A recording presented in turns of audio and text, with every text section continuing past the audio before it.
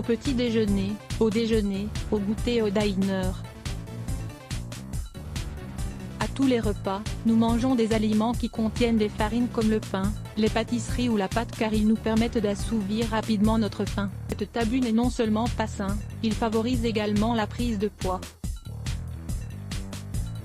Dans cet article, nous allons vous expliquer pourquoi cela arrive et de quelle manière nous pouvons l'éviter, afin de perdre du poids rapidement, sans souffrir et en préservant une bonne santé générale. Nous mangeons trop de farine. Une alimentation équilibrée se base sur la consommation en proportion égale de protéines, d'hydrates de carbone et de graisse. Dans la famille des hydrates de carbone, nous trouvons les fruits et les légumes, les féculents et les céréales. Le problème est qu'aujourd'hui, nous abusons des céréales, principalement de leur farine et que nous mangeons trop peu de végétaux. La majeure partie de la journée, nous nous alimentons de pain, de pizza, de pâtes, de gâteaux et de tout type de pâtisserie. Pourquoi les farines font-elles grossir? En réalité, notre corps a besoin de manger des céréales, qui nous apportent de l'énergie pendant une longue période, surtout si elles sont complètes. Le problème réside dans le fait d'en manger excessivement ou le soir avant de dormir. En effet, l'énergie amassée ne va pas être utilisée et va s'accumuler en forme de dépôt de graisse.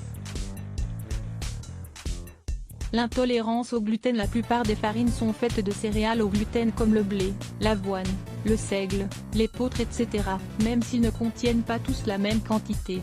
En revanche, le riz, le maïs ou le sarrasin, ou blé noir, ne contiennent pas de gluten. Découvrez cet article, 8 conseils pour combattre la constipation chez les femmes aujourd'hui. Les personnes qui souffrent d'intolérance au gluten sont nombreuses. Attention, il ne faut pas la confondre avec l'allergie au gluten ou la maladie cœliaque. Une personne cœliaque souffre immédiatement de réactions allergiques.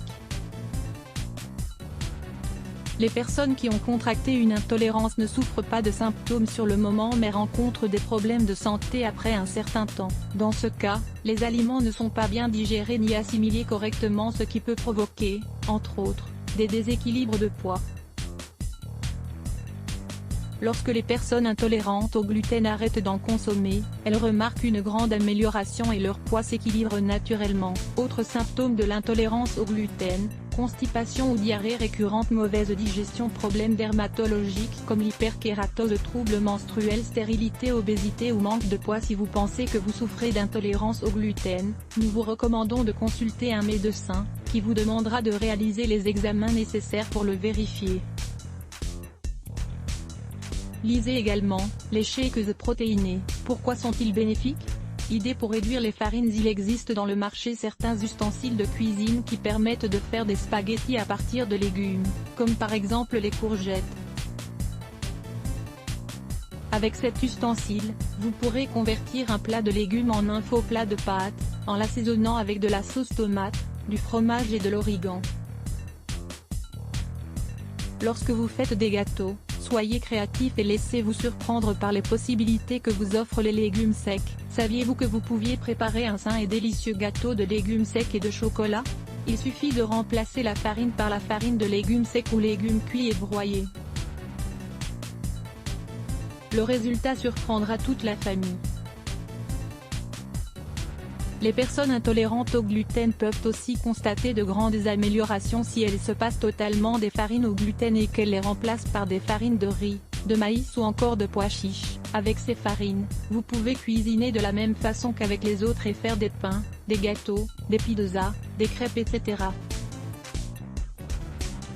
Le pain est l'un des aliments qui est le plus difficile à remplacer, car il constitue la base de l'alimentation dans de nombreuses cultures. La première étape est la réduction de la quantité, et il faut peu à peu le remplacer par des aliments similaires contenant moins de farine, comme par exemple les galettes de riz ou de maïs. Nous pouvons aussi apprendre à fabriquer nous-mêmes ces tartines à base de graines, chia, lin, tournesol. Écrasez les graines, mélangez-les avec un peu d'eau afin d'élaborer une pâte, que vous étendrez sur une plaque de four. Faites cuire au four à température très basse, à 50 degrés, pendant 30 minutes, jusqu'à ce que la préparation acquiert une texture croustillante. Préparez cette recette facile et délicieuse de tripes à la madrilène. C'est une recette savoureuse dont le secret réside dans la patience. Plus on laissera reposer l'assaisonnement, plus le plat sera savoureux. Lire plus Let's Block ADS.